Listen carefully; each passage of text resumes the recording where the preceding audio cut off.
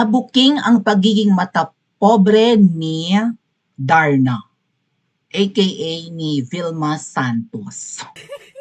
May similarities ba sila ni Ma'am Shi? Parehong matapobre. Hindi ko to sukat akalain kasi I used to admire Vilma Santos. Pero sa kanila kasi, mas feel ko si Nora Honor. Di ba magkaribal yan? Di ba may mga Noranians, may Vilmanians.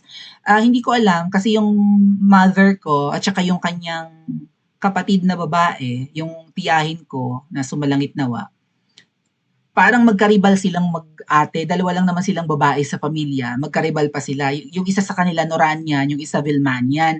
Ang alam ko, si Mama, Noranian yan siya. Okay, di ba may rival noon? Just like Claudine Barreto and Judy Ann Santos na nagra-rival din dati. 'Di ba? Hindi talaga yung nagpapakipansin niyo mga kababayan. Wala kayong makikitang mga TV interviews na magkasama si Judy Ann Santos at saka si Claudine Barreto kasi parang ano yan, nagra-rival nga sila sa pagiging primetime queen, 'di ba? Kasi may mga may mga TV shows or teleserye noon si Judy Ann, meron din si Claudine. Hindi rin sila nagsasama, no? So, paligsahan sila sa pataasan ng rating noon. Pero pareho silang talent ng ABS-CBN sa pagkakaalam ko. Right? Mula sa puso, si Claudine Barreto, Mara Clara si Juday. Tama? Esperanza pa. Tapos meron pang yung aside from Mula sa Puso, meron pa yata si Claudine Barreto na yung tatlo siya, si Rosario, si Rosemary Rosenda. Siya lahat ang gumanap. Yung si Rosenda maigsi ang buhok. Tandaan nyo? Bagets na bagets ako, no? So, same thing with Vilma and Nora. Pero mas feel ko noon si Nora Honor. Dahil nga, napanood ko yung movie niya with Flor Contemplacion. Napanood nyo? Shout out. Ay, grabe ang iyak ko doon mga kababayan. Shout out din sa mga nasa Singapore. Di ba kwento yun ng isang OFW na binitay sa Singapore? At walang nagawa ang Philippine government. Kaya ang mga Pilipino nung nagsipagsindi ng kandila na lang at nagdarasal, nagluksa for floor contemplation, ginanapan yun ni Nora Honor. Grabe ang iyak ko doon mga ating. Awang-awa ako. Tapos yung kanta ni Nora Honor na yan, naririnig ko pa yan sa kapitbahay ko nung ako'y nasa Pilipinas. Kinakanta pa yan.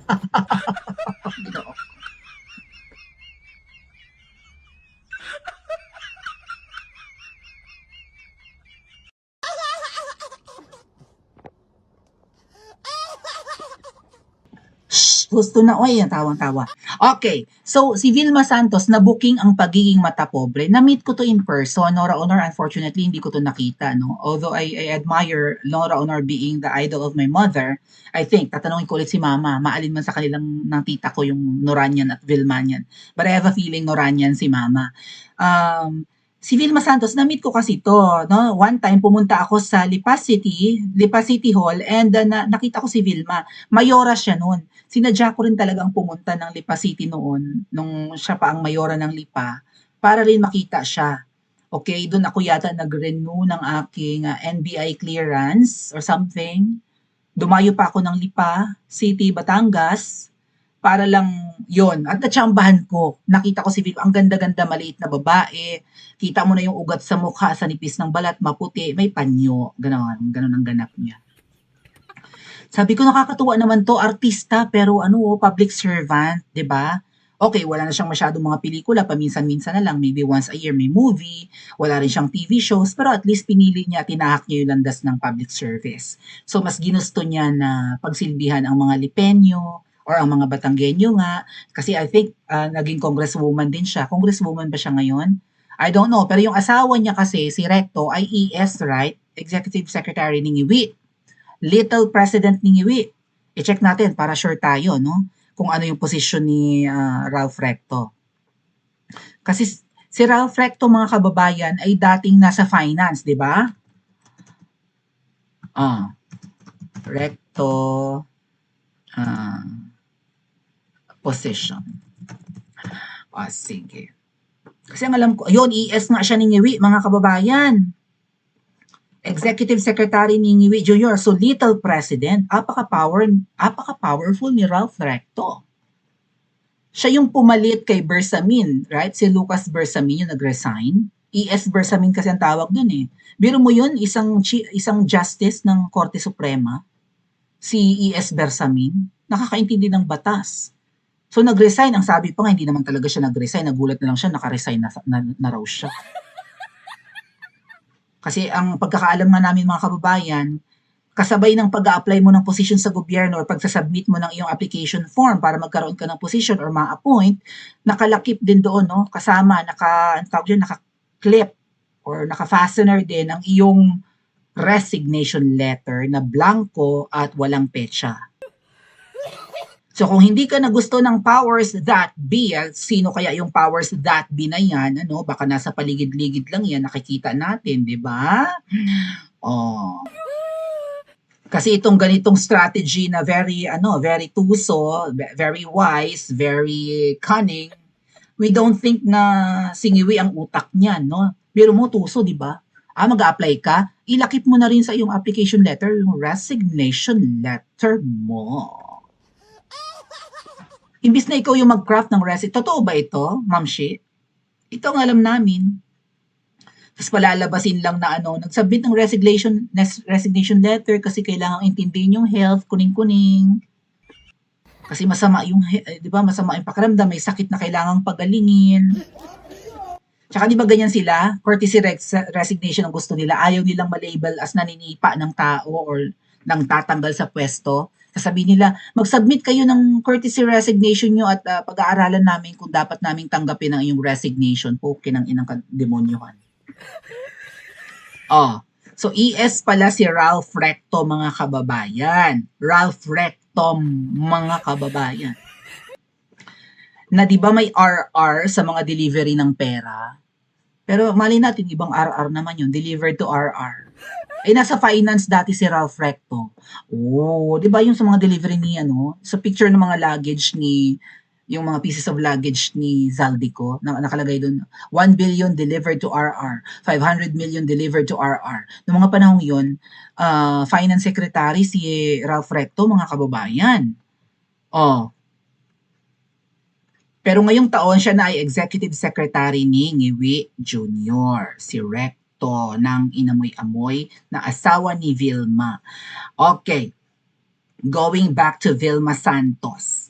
Paanong nasabing siya ay mata pobre? Basahin natin ang article. Pinuna ni Kiko Barzaga ang komento ni Vilma. Napanood ko itong video na ito, mga kababayan. Tingnan natin kung mahahanap natin ha. Pinuna ni Kiko yung sinuspend nila na batang kongresista. No? Kiko, laban lang, huwag kang titigil, no? Naka-look up sa iyo hindi lang ang mga golden age na mga Pilipino and above, kundi ang mga bata rin, no? Namumulat ang kabataan, millennials, Gen Zs, Generation Alpha, whoever they are, naka-look up sa iyo dahil nga bata ka eh. 'Di ba, naglalakas loob kang bumatikos, and yung iba na nag-iisip, ba't ganito ang bansa, ba't ganito, pati mga magulang namin nagrereklamo, ano ba ang nangyayari? At kung makakakita din sila ng someone they can relate to, just like you, na batang-bata, mamumulat ang isip ng mga susunod na henerasyon, no? Na, ay, tama nga pala yung sinasabi ng magulang namin, merong bagets na congressman, bumabatikos din, inutil pala talaga ngayon yung administrasyon, ay, mga nandarambong pa lang talaga, mga kurakot pa lang talaga. Tama? Pinuna ni Kiko Barzaga ang naging pahayag ni Vilma Santos na umani ng iba't ibang reaksyon sa social media. Ang naturang komento ni Santos na, kaya nyo kami tinitira, kasi nasa taas kami. Wow, alta, wow. Ano, dapat kaming sumamba sa inyo? At kaya kayo tumitira or bumabatikos kasi nasa baba kayo, mga dayuktok, mga hampas lupa, walang value at walang weight at walang validity, no, ang inyong mga komento at paninira at batikos. Kasi kayo ay mga dayuktok, maralita, hampas lupa, pobre, pulubi, kung ano pa. So mata pobre si Vilma. Disappointing. Actually, napansin ko na rin yan, parang wala ba siyang kulay? Hindi naman siya kakampink, no? Pero parang kakampink din si Vilma Santos. Pero despite na mayaman yung Lipa, mga kababayan, kasi syudad yan eh. Sikat nga ang Lipa Lipa City. Mas sikat pa nga yan kaysa sa Batangas City, which is the capital of Batangas Province. Hindi po Lipa ang capital ng, let's go ahead and check, mga kababayan.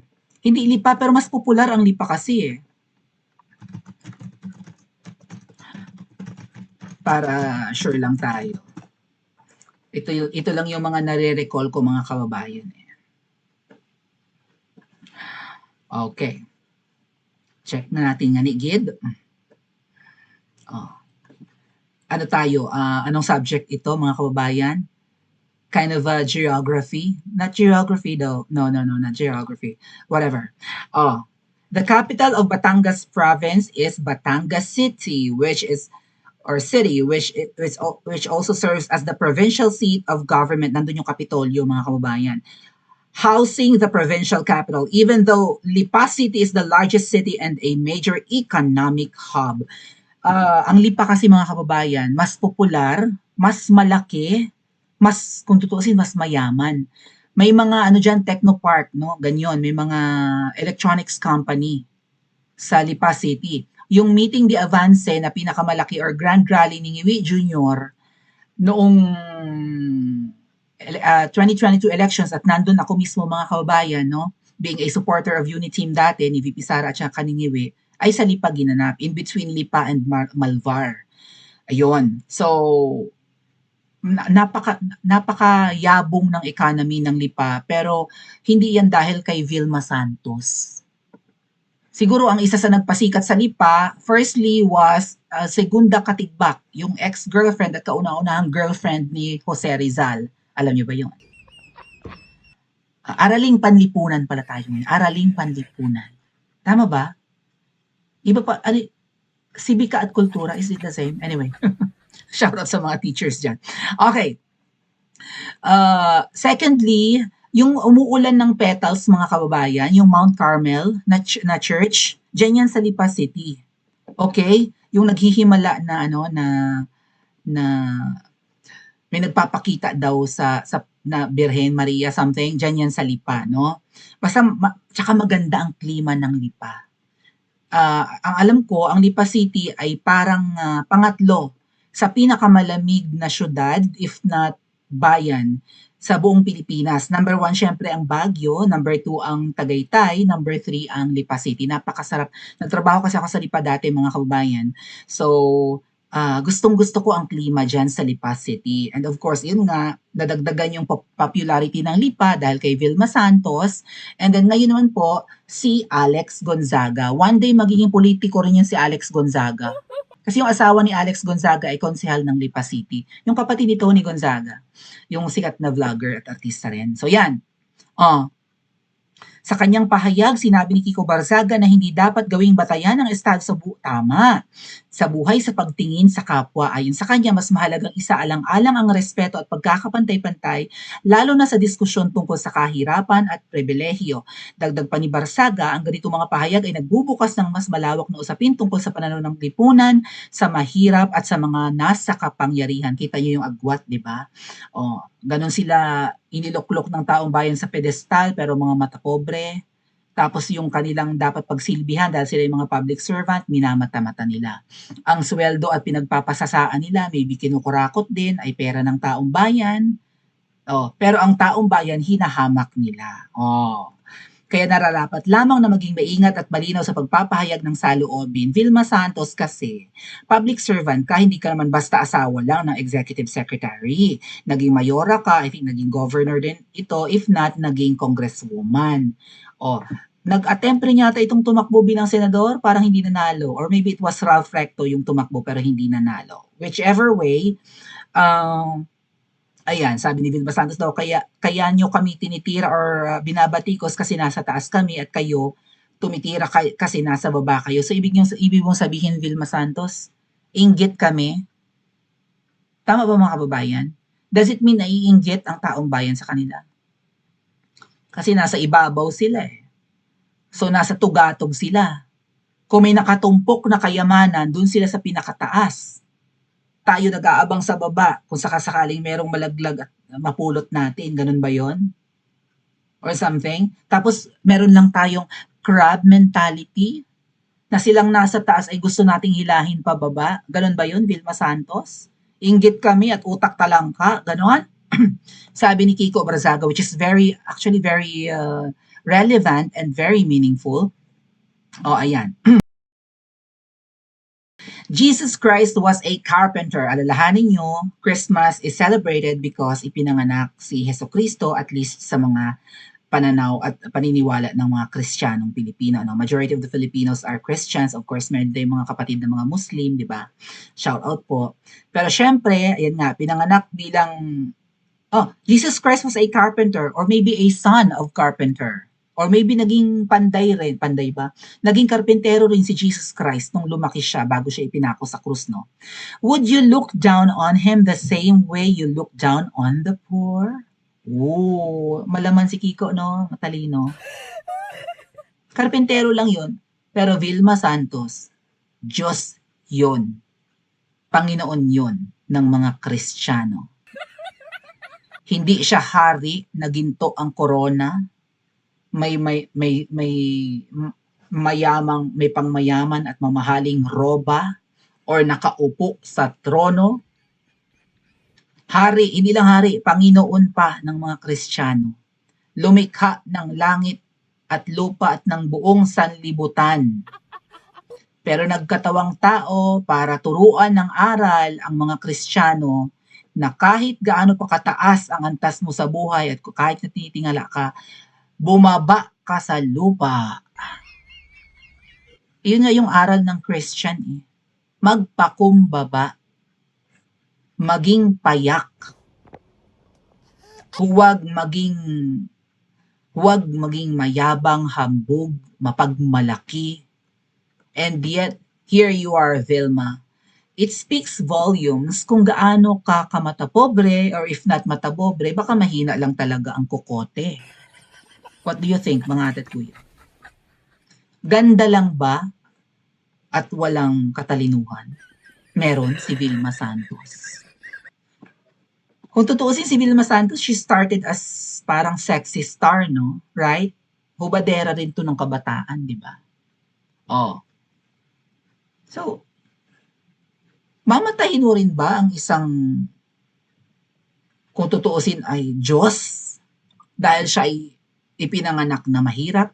Actually, mga kababayan, saan pinanganak si Jesus Christ? Hindi sa ospital, hindi sa, di ba, sa malambot na higaan. Saan? Sa sabsaban. Sa kung saan pinapakain ang mga hayop. Nilagyan na nga lang yata ng mga damo-damo. Sabsaban, right? Parang ano yun? Parang lusong, no? Parang wooden, parang kahoy siya na binutasan. Tapos doon umiinom at kumakain, sabihin mo mga tupa, no? Sa Bethlehem, di ba? Nangatok, right? Tama, yun yung nare-recall ko, mga kababayan. Shout out sa mga Christians. Nangatok sila ni Jose, kagampan na si Birheng Maria, manganganak na.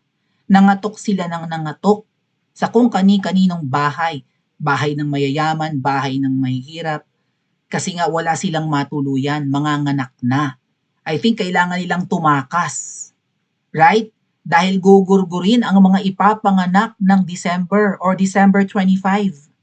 May prophecy, di ba ganoon yun, mga kababayan? Pakikorek ako kung mali yung pagkakarecall ko ng kwento ni Jesus Christ. May inutos si King Herod. Was it King Herod, mga ate at kuya? Inutusan niya ang kanyang mga kawal dahil may prophecy na mapapaltan siya bilang hari ng Israel ng isang sanggol na ipapanganak sa buwan ng Kapaskuhan or sa Disyembre.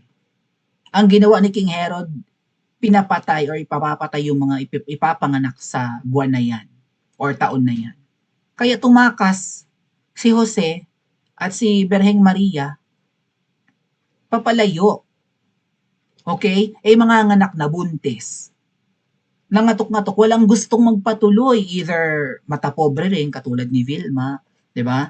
Or maybe takot sila dahil may prophecy nga na gano'n, tapos may makakita sanggol sa kanila, titigokin, baka sila pa, or something.